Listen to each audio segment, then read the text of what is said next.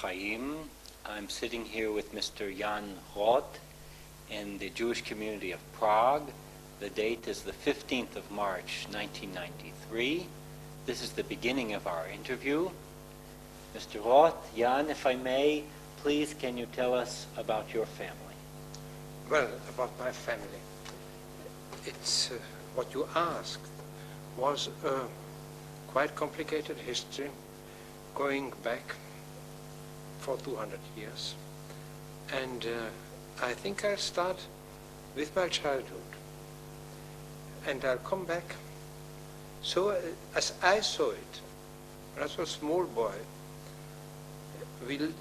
I lived in a completely Christian or Catholic milieu. The school, even the kindergarten, was Catholic with some few Jews there, but I was among the Catholic, and at the same time among the Catholics, and at the same time I saw that, for example, we had some candles in a queer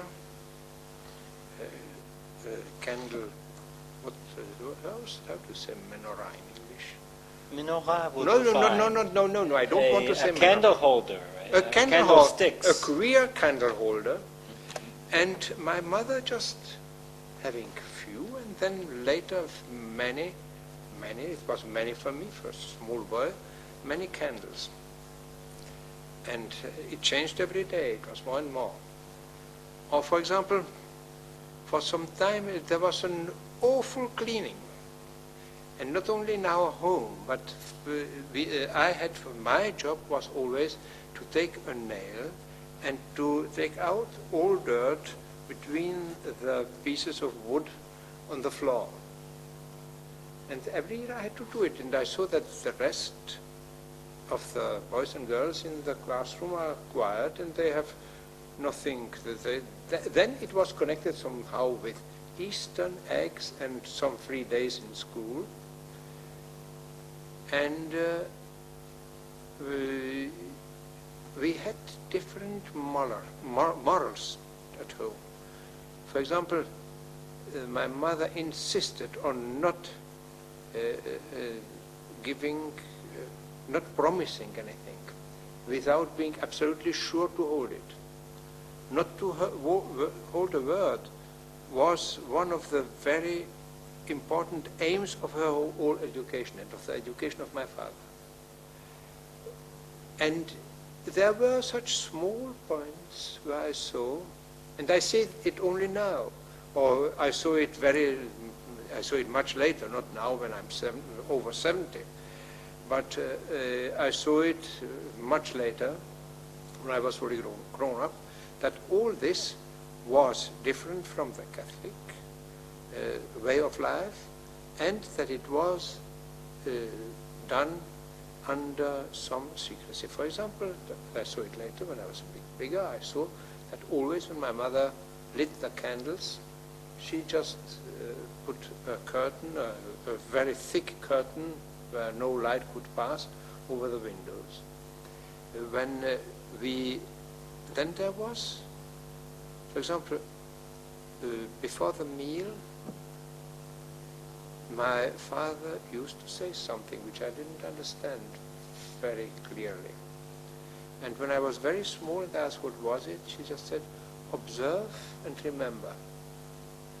When I wanted some explanation, she said, just look. One day you'll know. But for the whole world, we were normally a Catholic family, not going to church, or not going to church too much, but visiting churches for cultural reasons, for seeing a nice picture or a nice statue and so on. And there was from time to time somebody who was presented as a priest, but he was not as all other priests. He looked a bit something else. And as I now know, it was a rabbi. It was the actual rabbi of the old town of Prague, who came to visit, just for a visit, just to look after me and to talk. And he talked always so nicely that I was very glad when the rabbi came, because he always had a nice story. I didn't see what it was about it, whether it was Bible or I didn't know the name Torah. I didn't hear it. I heard always Bible. And my mother insisting, my mother especially, because my father, he was a businessman. He agreed with all, but the education was in the hands of my mother. And my mother always told me, you have to remember well what Mr. So-and-so said. And I said, oh, I know, I remember it, I can't forget it. It is always such an interesting thing that I can't mix it up. And then in school, we had religious education, Catholic education, and Jews were sitting apart, in the same classroom, but apart, somewhere, and had not to disturb, because they were few, the Jews 4, 5, among 20, 25 pupils. And so they sat there, and I was among the Christians. And we had not a man, but a woman, a catechist, or what it is name. What's the name? I don't know what the Catholic name for a teacher of religion is. And she was such a strict lady. And one day she just mentioned, as children are, the Jews were not some special children, they were just normal children, sitting there for an hour, not doing anything, not having any duty and no reason. They just sat there because they had nothing to do. And so they disturbed, and once she shouted at these Jews as a group, and she shouted, well, you Jews, you just shut up. You have, one of yours has killed Jesus Christ. Well, I was horrified by this. I came back at home, and my father, who then was a quite important person, he was one of the big storekeepers in Prague. So he went with all his authorities to the school, first of all, and to the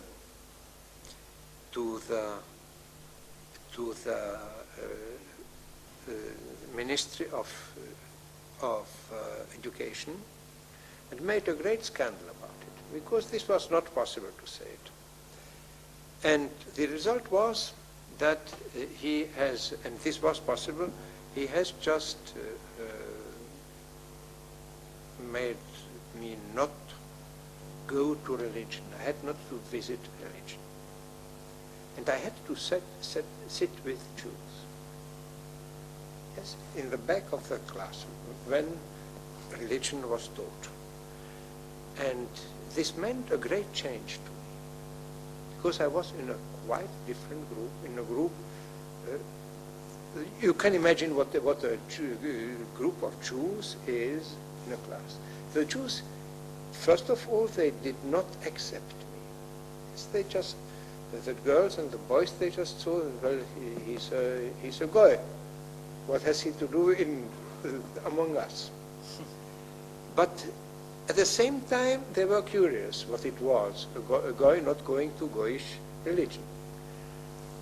And so they told me something about the stories which I heard from these rabbis, or especially from the one, the rabbi of Prague, the old town of Prague.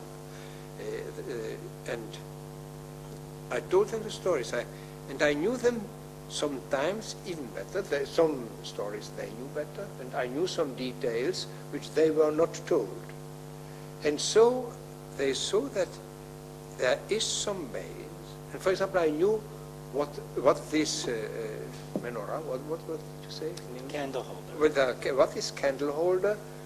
I knew it. And I said, yes, my mother does it. Well, there are few lights, and then there are many lights, and there is no lights. And then the Christians come with their Christmas. Yes? And so they saw that there is something quite queer with me. That How Yeah. old were you at the time well, of this at story? this time it must be under 10. Yes, I think in the third class. Yes. Exactly 10 plus a year, or rather -2. I can't say exactly. I could find it, but I have no. All my documents were stolen by the KGB, by the STB. They were everything that I had written was taken away and is somewhere, so I can't look at it. But this is not so important when exactly it was. But it was at the age of, let's say, 8 to 10. I'm not exaggerating, neither so, neither not so. And at this age. And I came back, and now I wanted to know. I must say one thing which is important. From my very, let's say, when I went to the kindergarten, my mother has taught me very often some words. First of all, she spoke with me. It was rather a queer education. She spoke to me German, Czech, Yiddish, and the language I didn't know what it was. These were some words. Now I know it was Hebrew. But all these three languages, Czech, German, and Yiddish, were spoken in the streets, in school, for example, with these boys and girls with whom I sat in the last, in the back of the classroom. I saw that they spoke these three languages of my mother, my three mother tongues, so to say. And she learned me in all these three languages, and adding some words of the unknown language to me, were discussion, where dialogue was fixed in 3 or 4. Well, everybody of us spoke twice, at least 3 times, sometimes 4 times. And this was a dialogue. I just imagined something. It was not like this. But, am I not coming late? Says the gentleman to whom I opened the door. I must say, oh, not at all, even when I thought he was coming late. He was not expected at all.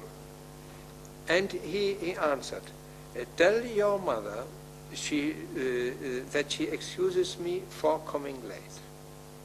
And I responded to him, I don't think my mother is at home, but I'll look for her. These were words which I had to learn by heart. Such just dialogues for nothing, yes? But if one word was missed, I could not open the door. I had to say to the gentleman that he goes away, gets him away, and if he doesn't want to go away, then to call everybody I can to make a great. It never happened. But in this case, I was instructed just to do anything to get rid of him, because this was somebody who heard maybe somewhere these dialogue, this password, or is it? Can we say that the dialogue is a password? Well, it is pass phrases. I think if you have instead of dialogue, maybe a set conversation. Yes. That was required to authorize entrance. Yes. To identify and authorize entrance. Yes. Mm-hmm. Well, what did you say? No, it's a yes, and a I forgot set everything. Conversation. A set conversation. Yes. Okay. I should write it down if I want to repeat it. But that will help me. Well, and with this set conversation, I was. It changed. I can't say how often, but it changed from time to time. They said, if somebody comes with this set conversation, he's not okay, but he's okay with another one. And I learned that I had to make rehearsals with my father, with my mother, and they all had to know the new set conversation. This was something queer for me. And there were always it was a gentleman, it never was a woman. It was somebody who walked, it was seen that he walked for a long time, that he was mostly tired. But sometimes not. Sometimes he was quite fresh. No, I don't. It was not always, but I have the impression that mostly they were tired. And they were accepted, although I saw that sometimes my parents knew this gentleman, but mostly they did not know him. But very quickly they accepted him as the best friend of the family, as one of the parents, or somebody who belongs to the family, as a brother, as somebody who belongs, and they did what they could for him. They often arranged things in town because he had not to move too much. And I saw this. And I saw this. This was also connected with Yiddish, with German and Czech too, because all these set conversations were to be rehearsed in Czech, German, and Yiddish. Now, Jan, what did these people look like, and how often did they come to your door? I can't tell you because it's 70 years ago. It's or 68 or 67 or maybe 64. But this is so it is very difficult to say. I had the impression that sometimes 3 were coming on one day, and then for 3 months nobody came. But I can't tell what the reality was. I had the impression that sometimes it lasted a long time, and sometimes it was a long time, because my mother said to me, for a long time nobody was here. Do you still know it, the set conversation? Do you still know it? Well, tell it. And she was rehearsing. So this was the other queer thing. All these. Then there were some days where we ate matzot. Yes, we ate them instead of bread, whereas bread was sold everywhere. And there were such points of which I discerned much later as Jewish custom. They just existed, and when I asked whether I am a Christian or not, because I did not go to Christian religion in school, in the courses, they said, well, don't mind. What is important is that you behave to other people so that you, as you would like them to behave towards you. This is the thing which is important. Then what is important is not to make vain promises. Hurt no. The first, don't hurt anybody. Hold all your promises was the second. And then it was, don't do things which may endanger somebody. And there, only very much later, I discerned that these were the examples given in Talmud, in Baba Kama, Baba Metzia. Yes, the examples with what's the name? The jar. Is it the jar? Yes? To take water.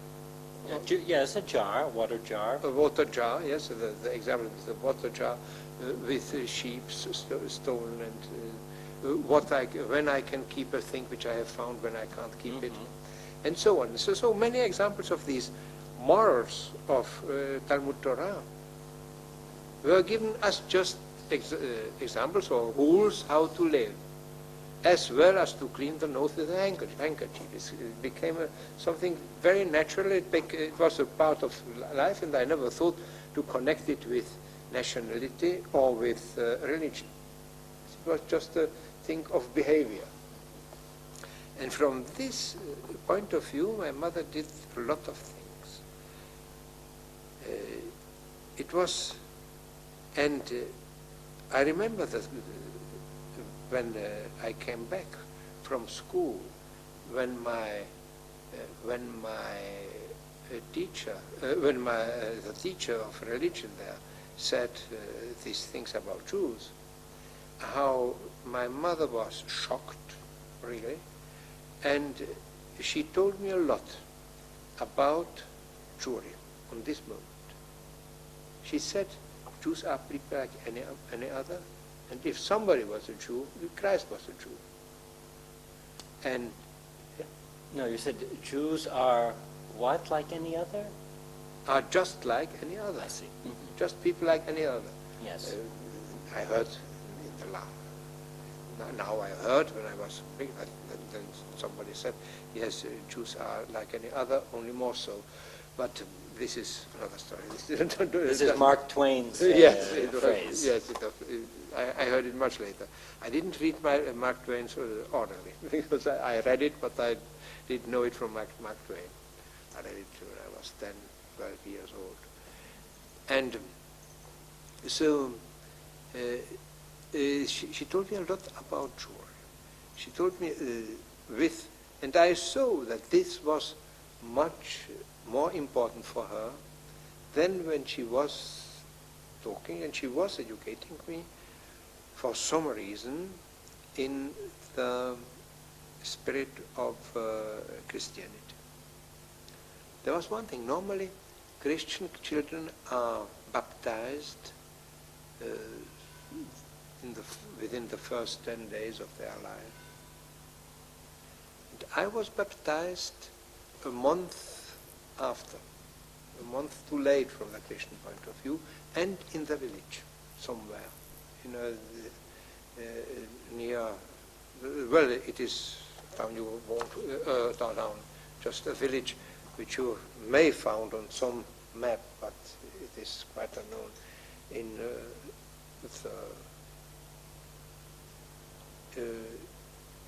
west, southwest of Prague, I should say. Just a village, some 80 kilometers from Prague.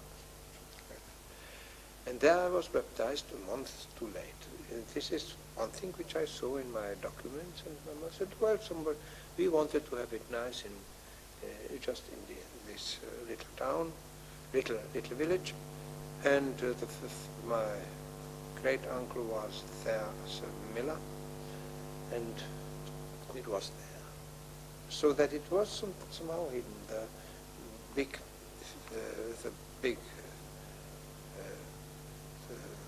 possibility of doing a great feast around about baptizing a son was not held in Prague, where all the family and all people were. As I saw myself, I was a bit different, and as I know only some 20 or 30 years ago, yes, I saw much later, I was circumcised the 8th day of my life. Yes, this is a thing which I knew then when my parents already died, and one of my aunts told me that it was so. Were your other relations a part of these ceremonies and these visits? No. There were very few who were part of this. And it even was so that, for example, in a family, well, and now I should come back to what I know about all these queer things which happened around me. I was told something, and I know it is just like a mosaic. I knew few stones, I know certainly from my mother. Yes, the principles, some of the customs, without knowing what they were. Then some just habits, just the habit to say something before meals and not to just go on eating. Then something which was always looked at as very bad in school. I always washed my hands before taking a piece of bread. So yes, it was a custom. I couldn't just touch bread without.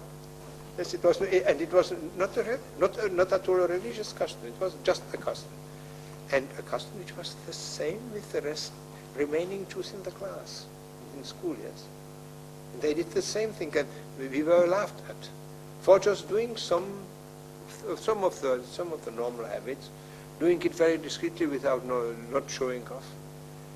And then I saw that the Jews one day had a great quarrel with the Christians. And the quarrel was about who is fasting more and more severely. Well, the Christians lost it absolutely. They never imagined that a child could not eat for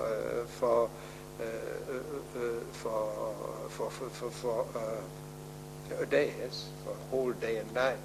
They never imagined, because all the fast, you know what it is. It's just not eating, you know the practice. I don't want to say it here, but it was just ridiculous. And the Christians lost. I was between the two parts, and I saw that the customs of my family corresponded with all what the Jews applied in this discussion as well.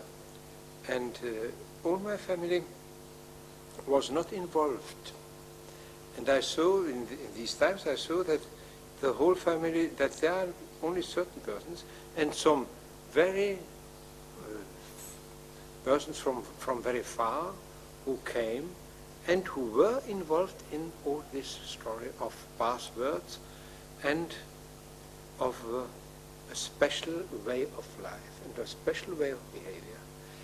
In these times, you must imagine that even in Prague, and people even Jews don't like to hear about it, that, for example, there was a small community speaking Yiddish in Prague. Not as small as people imagine. There you could find Hasidim, as they perfectly discernible. You could perfectly find them and see that there are Hasidim who, from time to time, were in the streets of Prague. And on the whole, you saw that most of the Jews were really behaving in another way, because the time of holding strict traditions was not so far as it is now.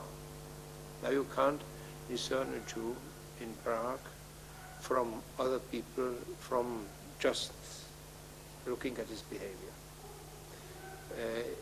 And some of these people who had this Jewish behavior belonged also to the talks which my parents, without me, had with them. Yes, there were some people who had another behavior, and the more they were talking more or less secretly, or really secretly to my parents, at least so that I couldn't understand what they were talking about. And then came the first flow of people from Germany with Hitler. I don't know whether I should tell it, but the story will be very long.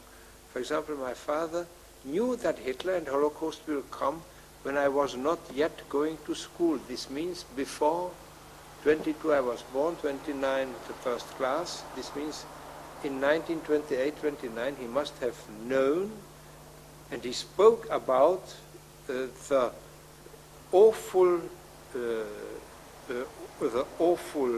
things which are which Europe is waiting for, which will come to Europe, and especially he said that Hitler will perish, but he'll do an awful thing before he goes away, and he'll do an awful thing to Jews.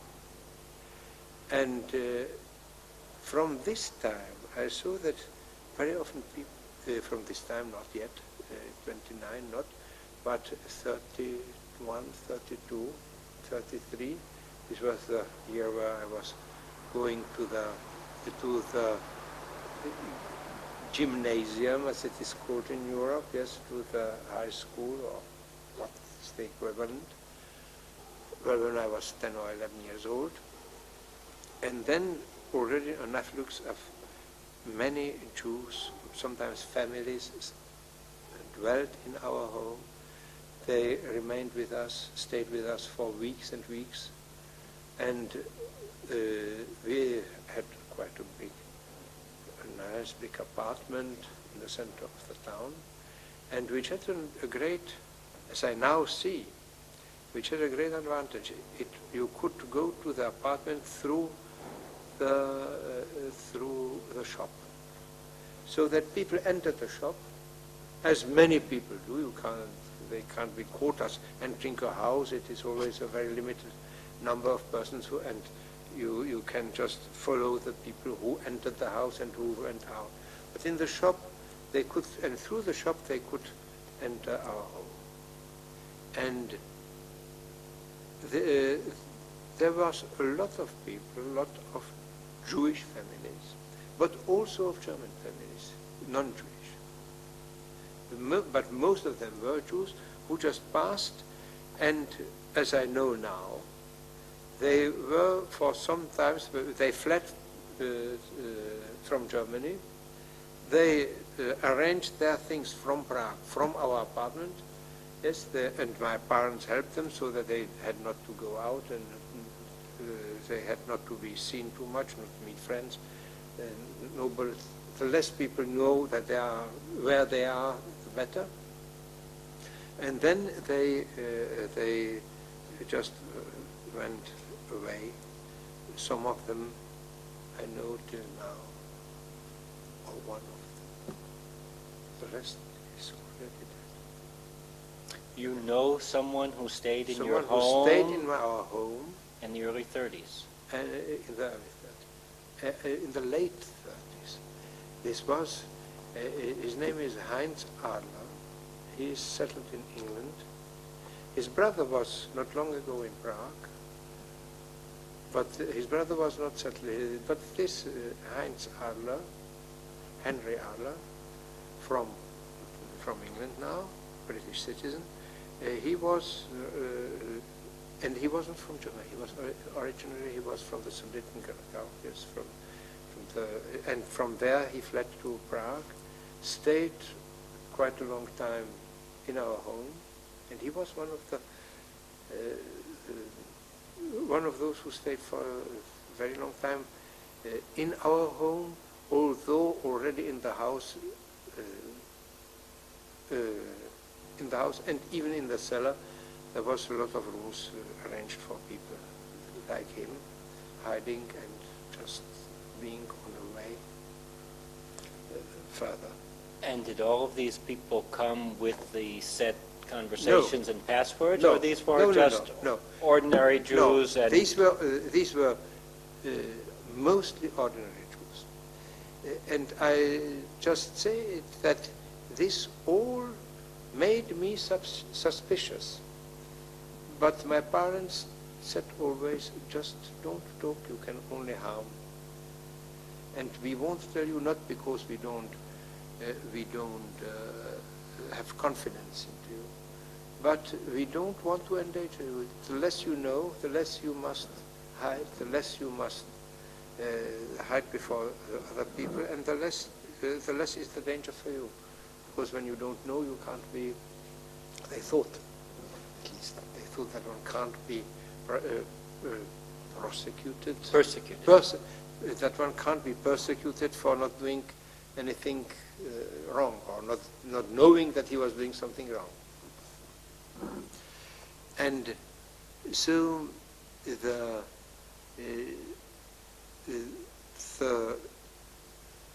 people who really passed with these passwords were something else. What I knew only after the war, much later, even very much later, only in 48. when the communists came and my parents had to flee away, which I didn't know, they just ran away in a moment where they just would be either arrested and condemned, or they fled, because they were the proprietors, and to them they wanted to do some harm, to get away, to maybe to imprison them, or to make a lawsuit against them, so that they can take the property. At last they took the property because they ran away, and this was sufficient for them. And but before 48, in these years where 48 approached, the communists approached, so my parents for the first time told me the story of what it was about, just to give me further instructions how to deal with it. And they told me that a family, independently from both sides, from the side of my mother and from the side of my father, that these families were Jewish, and that in 1762 they were told to leave the village or town and to prepare for another employment. And a lot of, I don't know the number, but many Jews settled in these times as Christians somewhere or on the order of the community, the Jewish community. How it was exactly, I don't know. I only heard that there were chosen some Jews who settled as millers or as foresters on places where a house was alone in the woods at a small river, or somewhere out of town. From the side of my father, for example, it was somebody who made some chemicals for leather. This makes a great smell, a bad smell, and so it never is in a town or in a village. It's always out of bounds. The same with millers. They must be there where some water is available. And foresters who are in the forest somewhere far from the village, and only from time to time come to the village, even to Catholic church services. And in the principle it was so that this was after a big a longer period of pogroms, especially in Poland and in Russia. In the first half, or in the half of the 18th century, 1750 something, plus minus, I don't know exactly. But they always the date was towards 1762. This is what I don't know why exactly 62. I looked even in history, but especially 62 there was nothing very special.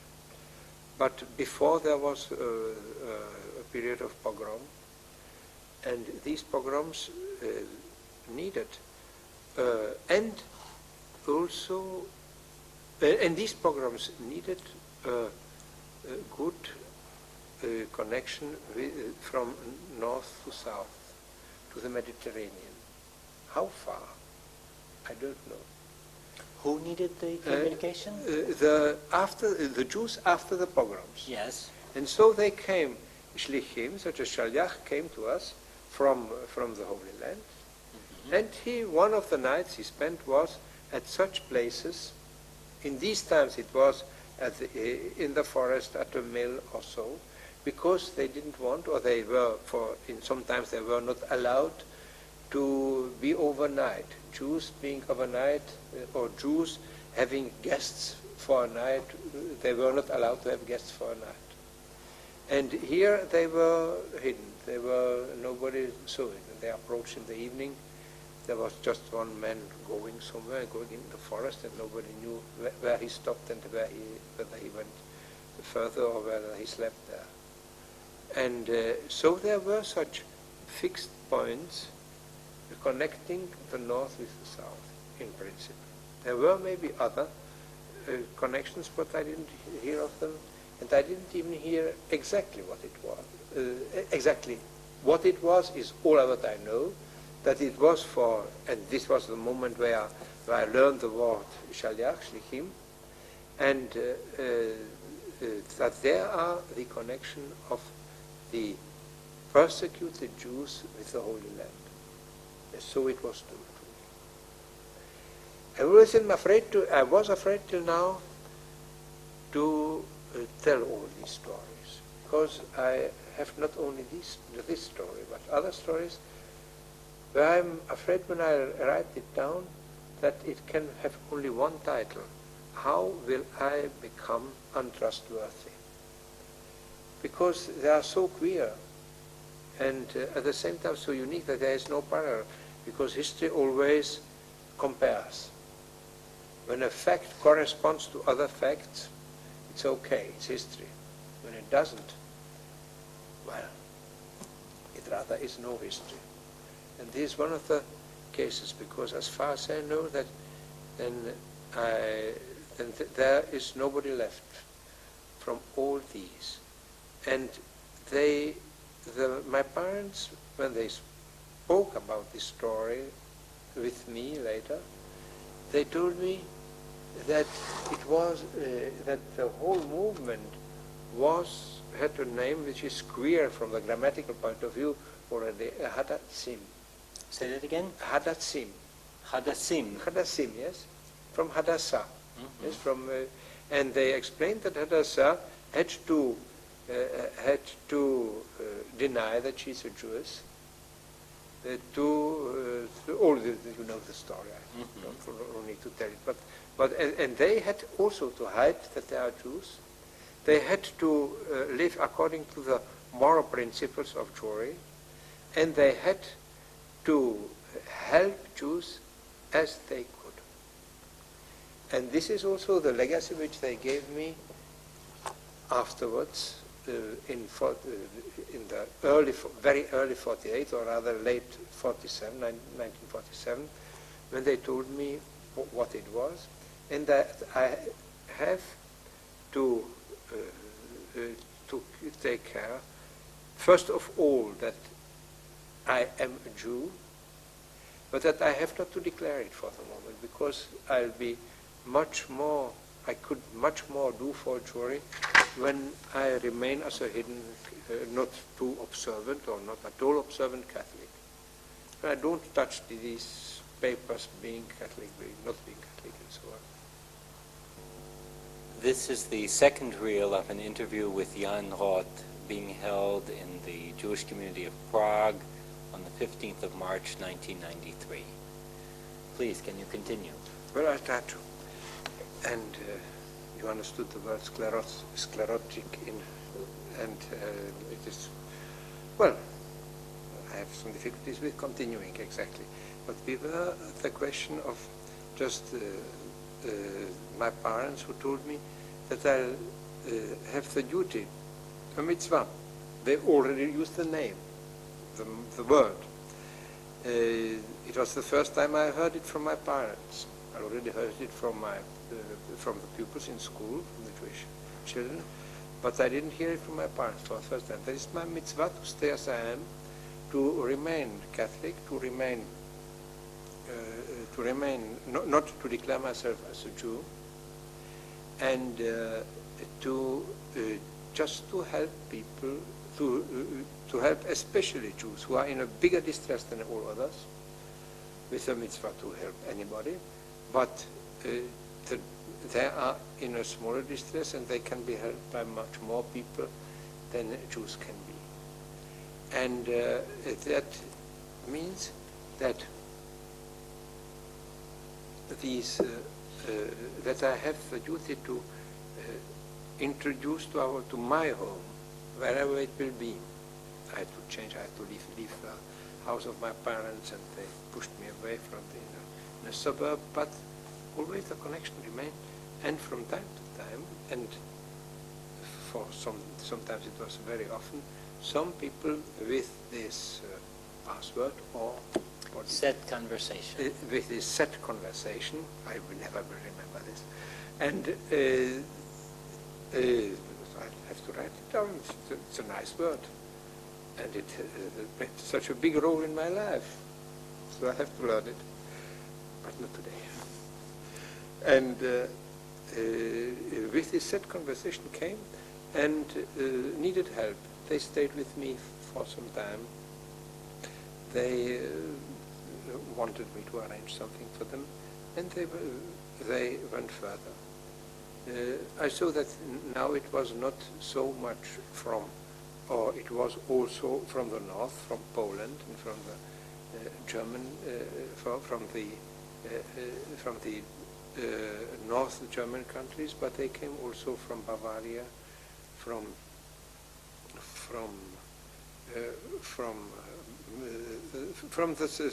the western side, yes, also, which was new. And there were very often people who just came to, who just had an address with no password, with nothing, with just seeking for help.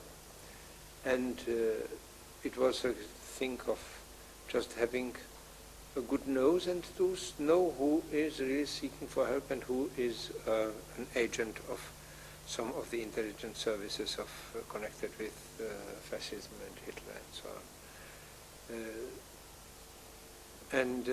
Excuse me, are you talking now during the war, or are you talking during the war?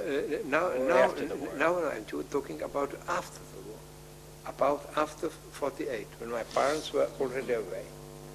And this lasted so long. One of the rules they gave me also, when for 13 years nobody will seek your help, then you rejoin the community in a normal way. And don't talk too much, just say you want to convert, and just become normal and just a small one of the Jews of Prague, with no extras, with nothing. No, don't talk too much. Don't tell all the story until it won't become history. And this is the reason why I'm talking about it, because I think now it really is history. Because the role of helping people is done by other, and now we can say legal ways, and that after. And then I had nobody joined me to speak of this, of all these, I say passwords, I can't help it, I won't get the word. And nobody asked me for help from this point of view, but there are still many people, and there are people who need help. Mostly now, people need help in a spiritual way. There are many very old Jews of my generation, 70, 80 years old, and to whom nobody talks the whole day, absolutely alone. And so that the community gives now small but nevertheless quite important help, financial help. It makes the lowest pension for Jews is fixed by the community and is held up at a certain level, which is not too high, but it is very important, because having 1 million or 1.5 million is just the same. But having 600 crowns or 1,200 crowns is a great difference. And having 900 crowns or 2,000 crowns is a great difference. And the community is really looking for a good level, for a satisfactory level. We would like this level to be higher, but it isn't. But these people are awfully alone. And they are very nice people, very interesting people. They sometimes you have to find them because they just don't want to join the community because they are afraid that they would be looked at as schnorrers who come to the. They didn't want to join the community because it was a community controlled by the regime, and now they are so old that they don't want to join the community because they are in need, and some people could think that they come because they want to get something from the community. And sometimes it's very, very difficult to bring them the money, yes, to bring them the financial help. And but it is but what they need still more is the visit, the talking with them, just treating them as living people, as part of our history, to come to them and to say, yes, you belong to us, you belong to the Jews of Prague, you are the history of the Jews of Prague. And on this base you may talk about their grandchildren, about they mostly lost the whole family. Very few of them have own grandchildren. Sometimes there are children who were lost and somebody else cared for them after the war. And with all these destroyed families, they stand alone, and they need help. And there's a lot of people who would like to help and who like to help, but you have to tell them. You have to make the connection. Yes, to say them, there you could visit an old lady. There is an old gentleman. He needs this and this, but don't help him too much. He would say, I've sent you, or somebody has sent you. You just let it be, rather than to make him suspicious that he's cared for. They don't want to look as schnorrers. Yes? They are so afraid to look as schnorrers that they even suffer from not having the help which now at last is possible.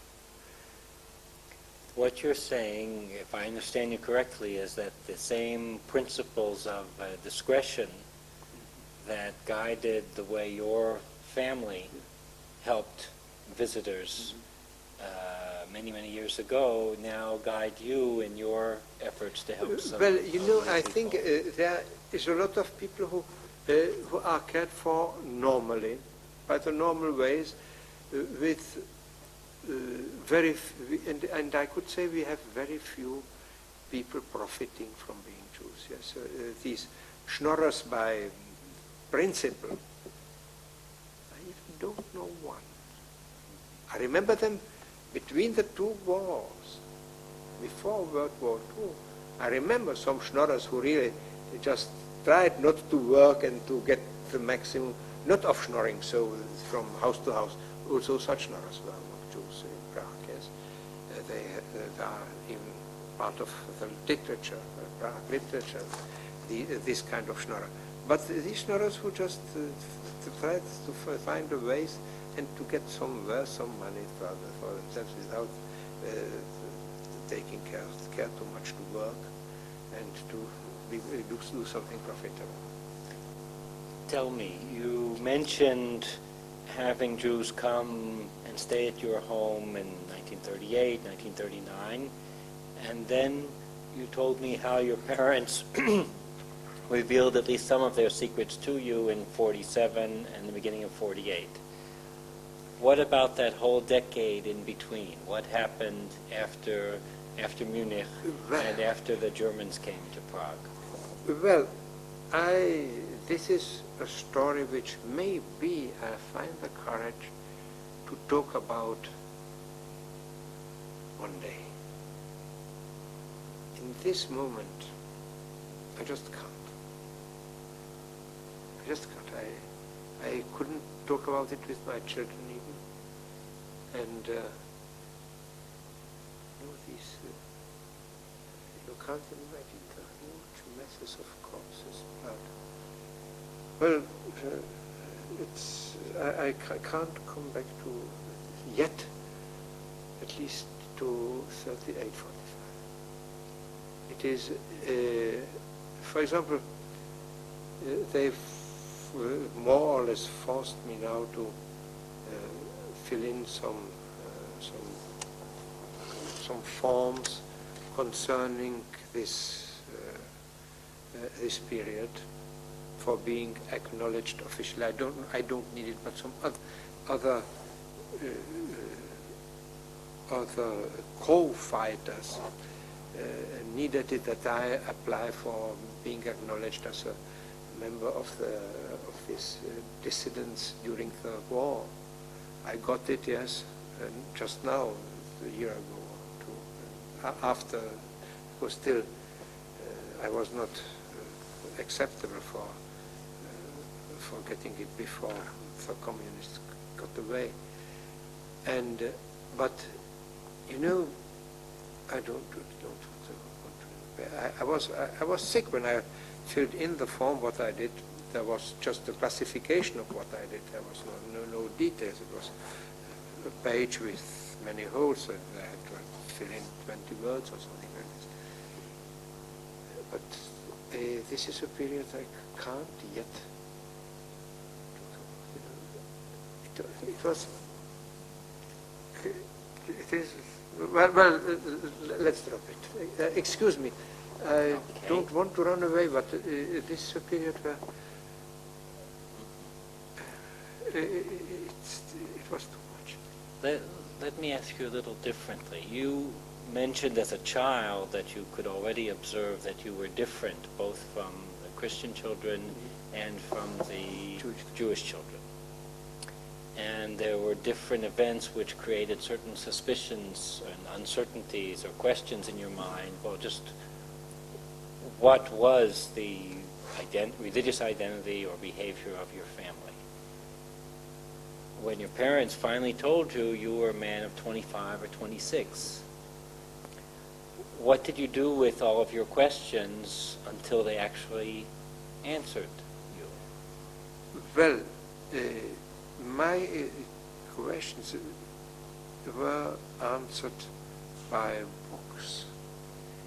You must think that till 1938, the University Library, University and National Library as it was called, was just around the corner where I lived, and I spent my time there. And there were not only books, there were all books published in Bohemia for decades. Every book which was published had to send several copies to this library.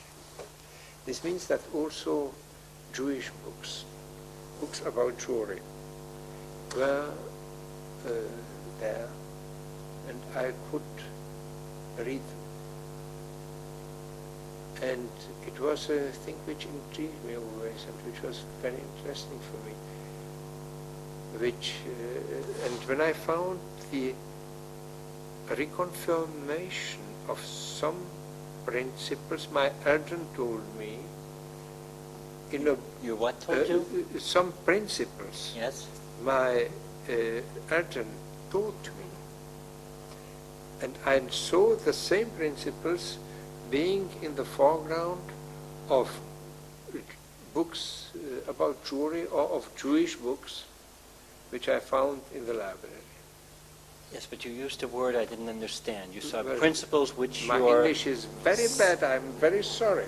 Who was it who told you? You say something like urgent told you. What do you... Well, I don't know what I said exactly, but what I wanted to say, I know Yes. it. I wanted to say this, that what I found in books corresponded to the principles which I was taught at home, and which were not the general principles of the society living here. Yes, there was a confrontation. What seemed to be important was much less important. Yes. For example, the Catholic children always walked around, and the teachers of religion wanted to involve me into it, to think of three gods as of one God. and a goddess with the Holy Mary, and so on. This was something I could not accept, and it did not. It was also. It did not correspond to the commandments, which I knew from the Catholic Jewish. Yes, I know 10 commandments, and there is one. There are no 3 gods in the commandments. Yes, and there is a God which can't be represented as a living being. You can't make a picture. You can't make a statue. You can't make a totem. These things were immanently impossible in our home to have a God. And Catholic churches who had the same 10 commandments have 20 gods in one chapel. Yes, on the pictures. And 3 gods in mind as the Holy Trinity. And all the saints, what are they? Are they gods? Are they no gods? Are they angels? What are they? Yes, this all intrigued me. And now I found a religion which corresponded in these books in the library, which corresponded exactly to what was the, and I should say, the behavior of my parents. Yes, they just lived so as that it was according to these Jewish books. Now, I wanted to ask you, when you're reading in these books and you're beginning to discover, what did you know or what did you observe about the Jewish life in Prague at that time? Well, you know, Jewish life in Prague at that time is another story. And we could start it, but I think it is not we won't finish today. We won't finish it today. Because I know Jewish life in Prague in another way than it is taught now, and as it is described in all books about Prague between the 2 world wars. I find very near. Kafka died 2 years after my birth. But Max Brod, I never knew him. But he is already a parallel to my life. He's much older. He was much older than I am. But nevertheless, we lived together some 10 or 20 years. I don't know exactly. But Max Brod was somebody whom my father spoke about, whom you could read in papers, whose books were published here, mostly in German, sometimes in Czech, or Czech philosophers, Czech journalists, speaking about not only Max Brod, but about the whole culture. The German theater was, I should say, as I remember it, it was rather Jewish than German. Yes, German-speaking, yes, language, but rather Jewish art, Jewish artists than Catholics. I have the impression, I don't know exactly. Historians know, because they have the list and they can say he was a Jew, he was no Jew. Maybe I'm wrong.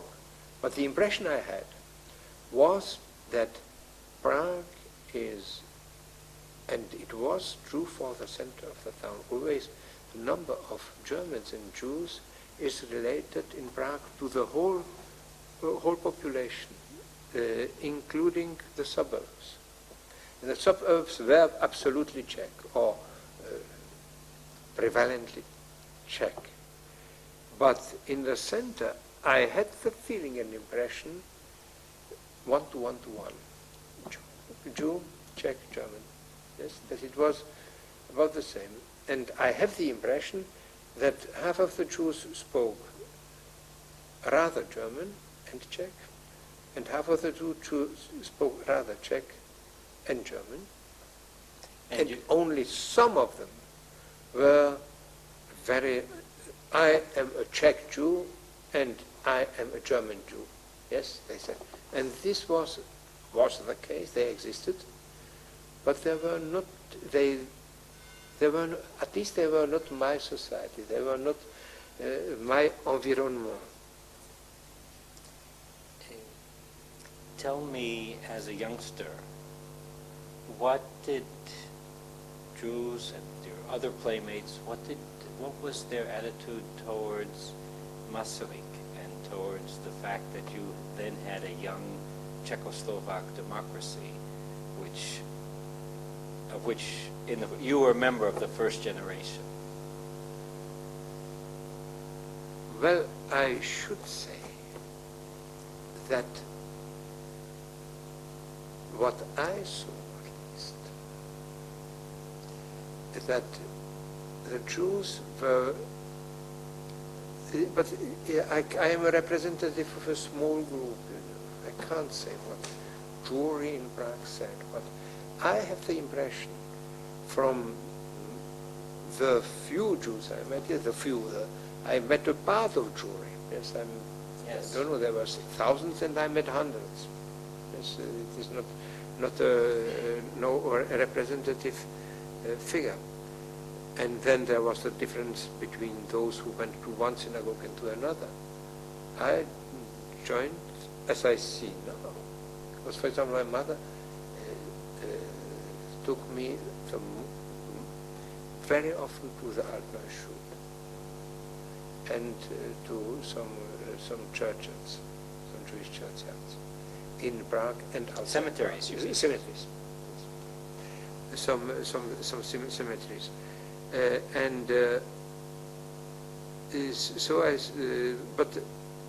As I had the impression, they all were glad that there was a regime which assured democratic law and order. They didn't care much about right and left and Masaryk or Kramar or other politicians. They just were happy that they could live in a country where democracy existed. Racism was not welcome, even forbidden, or effectively suppressed. And this was the attitude. Yes, the attitude was, we have a climate in which we can live, in which we Jews can live. In Prague there's a good possibility for Jews to live in. And then there were the national Czech Jews and the national German Jews who had great difficulties because to combine Jewish and Czech nationality, or to say as nationality I am a Czech and as religion I am a Jew. This goes with other religions, but this is already a point of view of other religions. Other religions can be Mohammedanian. Is it the word? Muslim. A Muslim, yeah. I'm an idiot. No, that's fine. A Muslim. I'm a Muslim and I'm a Czech citizen. Yes, citizen. I'm a Czech and I go to a masjid. And so it is. You can't do it as a Jew. You can't. As a Jew, you are a Jew. And if you say I'm no Jew, I'm just I'm going to the synagogue, but I am a Czech. Some Czech and some German and some Goy, in general, will remind you very well on the next corner, you Jew, what are you doing here? But yet you mentioned that your family had an intermediate position of your attending church and synagogue. And well, we were not attending synagogue. But you said you went there. Yes, we visited synagogues. We visited. What do you mean? Visited as a building, as a holy place. My mother underlined the whole sentiment, the whole the heart the heart of she felt in the synagogue, but never during services. She just went among visitors. In the moments where there were very few visitors, she always chose it. And she told me about the blood which is seen on the walls till now. And she told me about what? the blood. That's an interesting thing, and nobody wants to hear about it. When you enter the Altneu Schul, on the left side, in the height of about 9 feet, not 10 feet, there is a piece of wall which is very uneven, which is just something is wrong with the plaster which is put on the wall. And when you look at it well, you see that even the color is different. And this is a place, according to what I have heard, I never saw it, at the great pogrom in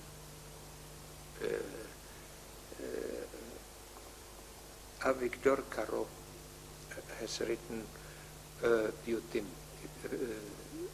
has written several Piotim, and one about just this massacre of Jews in the 13th century, if I'm not wrong. And there, practically very few Jews, and among them Avigdor Caro, have has been able to leave Prague. The else were slaughtered, and their bodies were put into the synagogue. And the story is that it was so high that the walls were stained with blood to the height of these 9 or 10 feet. And that this part is just because the walls are full of Jewish blood, that they never accept orderly plaster. What do you call it? Yes, what you put on but walls? plaster, yes. Plaster, But and she showed me this place when I was a small boy. And when Germans wanted to make a Jewish museum in the 40s, before 45, so they took it away, all this plaster, and made very even plaster there.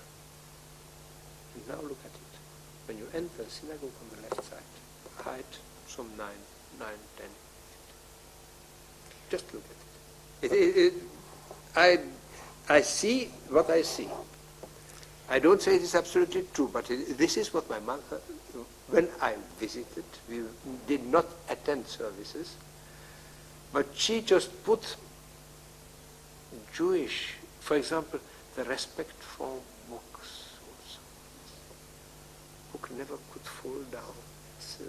Book is something, and the respect for tuition in general. learning. In learning.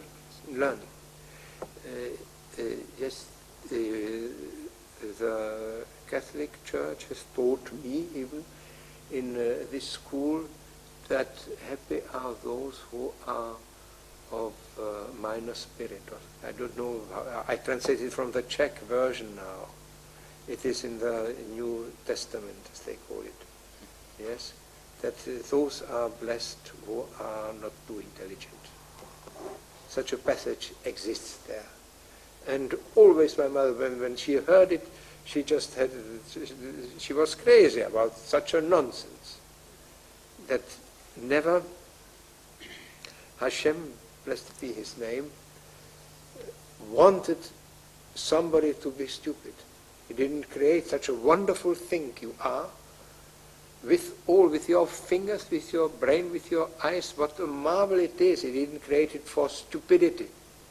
What do they say? Yes, this was always something which has horrified her from this quotation from the New Testament. And so she always led me to respect intelligence and for a great respect for all books. Something when I did not want to do what she wanted, I took a book, and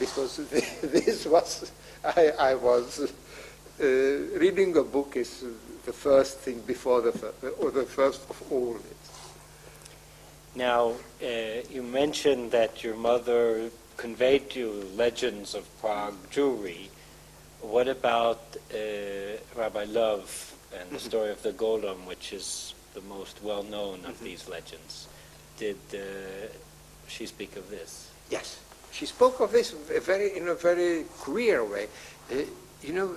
We had something of dissidence even among Jewry, because she said, there's all this story about golem. There were some golems, there were no golems. But the main thing, what Rabbi Lev did, is that he made people like him, that he arranged Jewry with the castle, with the king and with the emperor, and especially that he wrote books which were of great importance. And she had, I don't know, I could never find the book. She had her book of, not of quotations, but of excerpts from Rabbi Lev in German. And this was quite a thick book, big book, small letters in 2 or 3 columns, where she read the work of Rabbi Lev. So she concentrated, for me, Rabbi Lev, connecting him with the story of Golem is just something not important, maybe even not true. The first, as far as I know, because I don't know history and so well that I could say what did not happen. I can say about few things which I know that they happened, or most people say that they happened, but that they did not happen. But it is said that the first written note about Golem is some decades after Rabbi Lev's death. But this, at least, if it is true or no, I don't insist. But this was the point of view which influenced me. Rabbi Lev was a politician. He arranged with the castle to the profit of Jewry. He was a philosopher. He wrote books. And he was a psychologist, if you could say so, because he arranged people,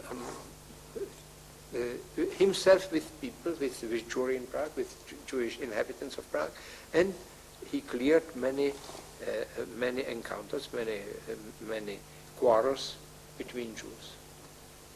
This was the view which my mother created in my mind, and I can't say anything which would say that she was wrong. I heard a lot about Rabbi Lev later. I read a lot, but never did it not correspond to this general view. Tell me, Jan, what was the place of Zionism or Zionist activity in the Prague that you knew before the war? This is very different. Before the war, in the last days, in 36, 7, 8, after 33 in any case, the role of Palestine, as it was called, was big. People looked what it was like, started to study, started really to think to go or not to go to Palestine. This was an actual theme after 33, in any case. And it was not the only reason that after 33 I was 11 years old, and so I was tall as I am. I was 185 centimeters tall when I was 11. I was a bit a giant. But my granduncle, he was one of the millers in the flow of Hadassim, and he came from one valley, which was called the Valley of Giants. And there some skeletons were found from the Middle Ages, where 180 centimeters and 185, 6 foot, were not rare. And in the Middle Ages, where 5 foot were the right measure for a man. You see it on these, what is it called, these iron suits? Armor, suits of armor. Yes, these and suits. sarcophage. Yes, the sarcophage and this sarcophage and suits of armor are to the size of 5 foot, about 5 foot 2, 3, 4, or even Yes. 5 inches. This was already a giant. And now you find a valley where 6 foot was not big, 6 foot 2, 5, 3 inches. And he was, I can't recalculate it, he was 2 meter and 8 centimeters high, this uncle. But why did we mention this uncle? I had asked you about Zionism. Yes. And you were mentioning what it was like after 33 when you were 11 Yeah. and you were so tall. Yes.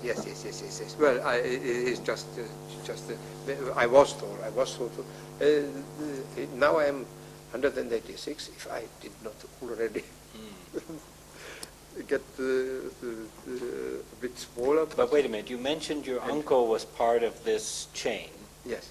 Does that mean that you have cousins who share your knowledge? No, I have no.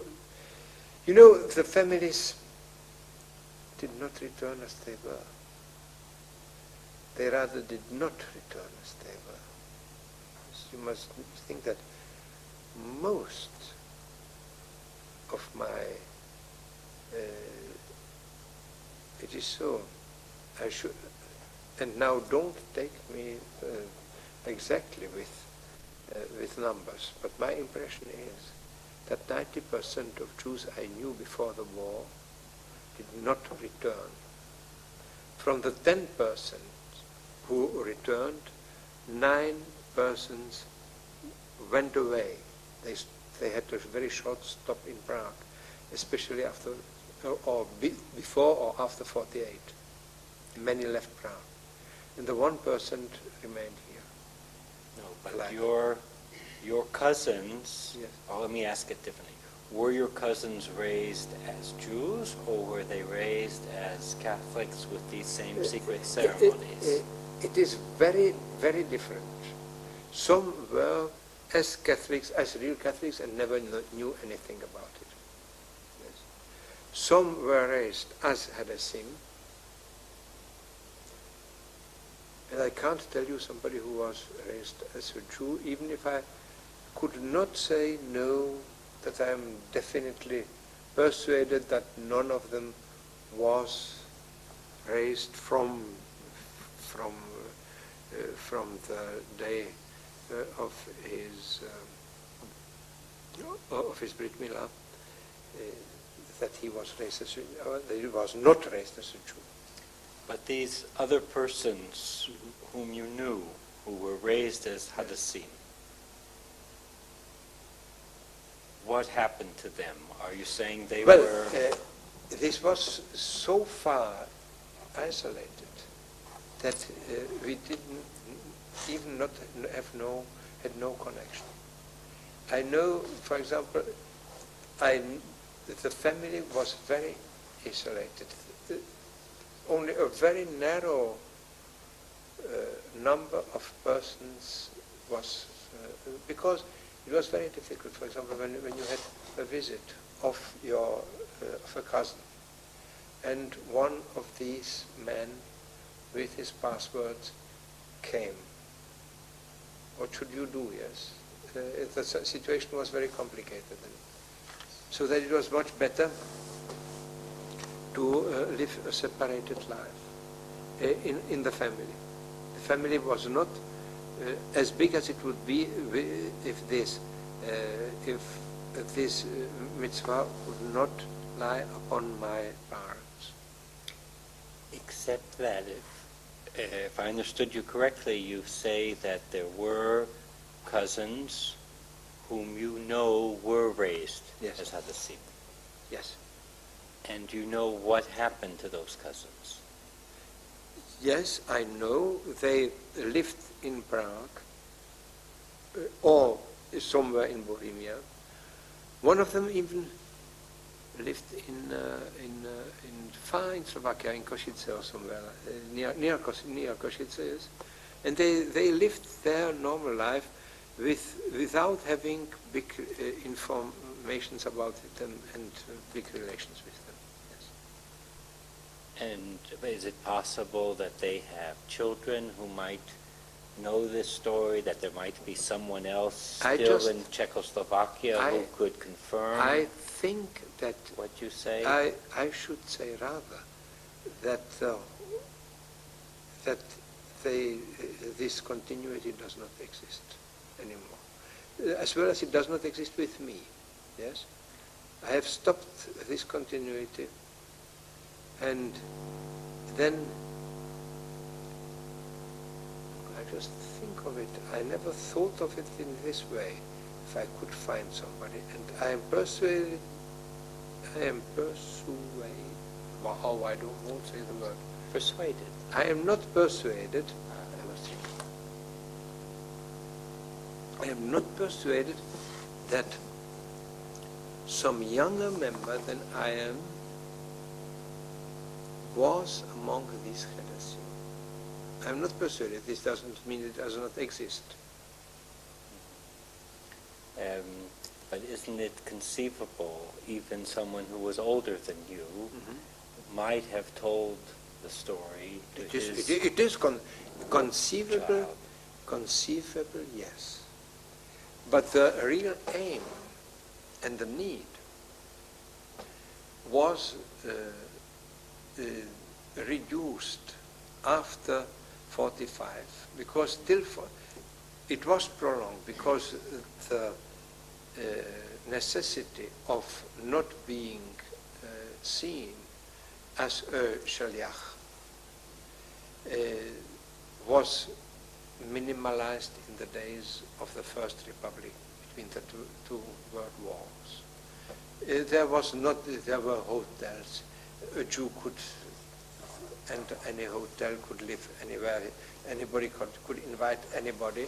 It was rather a good relation. It was rather friendly security these people looked for than for hiding and for not having another possibility where to go. And sometimes we played the role of just somebody left a letter for somebody. He didn't want to pass it by the normal post. He left a letter. 4 days later, another came to fetch this letter, and so on. So if I understand correctly, you're not claiming that this group constituted a special religious movement within Judaism. No. These shlichim were, it wasn't as if they had a message of religious importance or educational importance. They were just looking for a safe place to stay. Their first duty was to give a safe place for any Jew, and for any Jew who was legalized for this safe place. Yes. Just to make a possibility of Jews traveling through the country. And it was actualized in 1933, where certainly there were Jews and Jewish messengers, not only shlichim as Jews. Maybe there were some Czechs or Germans who were friends of Jews and who used this possibility too. Although I don't personally know of one case, but why not? It was whether they were for or against Jewry, whether they were doing something for or against the Jews. This was decisive. And at the same time, from this religious point of view, my mother always insisted, let everybody be Jew as he likes. Jewry offers so many possibilities how to be a Jew that you can't say that a chassid is better than a reformed one. And you can't say that one who goes to this synagogue is better than the other. Who says this? He splits Jewry. Now, Jan, when the time came, when was it that you came forward to join the Jewish community, and how were you received? Well, I came to the community in the late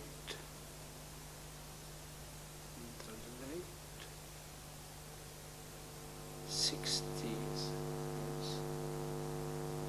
Yes, it was in this.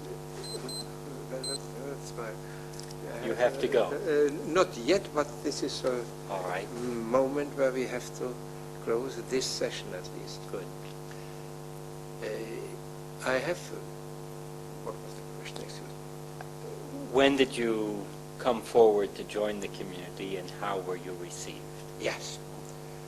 Well, I think that when the time is so far, that this is a special question, and we should not open special questions. We should rather close the questions we have started today.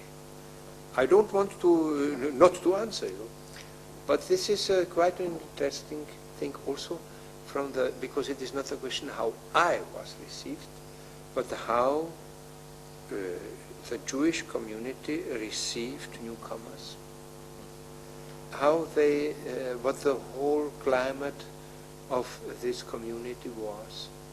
It was not only a bad community led by bad people who were okay for the STB, yes. For the communist police. For the communist police, yes. It was not only that. It had a very ambiguous, a double role. And it had many, also, next to the negative, it had also many positive influences and gave some possibilities for Jewry. So that I don't agree, and I understand very well people who till now say, I'll never join, I never enter Maislova Street, the whole street, not only the building. I understand them, but I enter Maislova Street, and I enter the Altneuschule, I enter this house, the house of the Jewish, one of the few Jewish, what is the house of the Lord Major? The town hall. The old Jewish town hall, yes. I enter it and I find very nice people here and so on and so on. But this is quite another story, and we should really start it at another session. Well, I hope we will have another opportunity, and Well, I thank hope you, I'll meet you, for speaking. And if I'm alive, I'll be glad to go and speak to you. Okay, bye. Thank you very much. Thank you.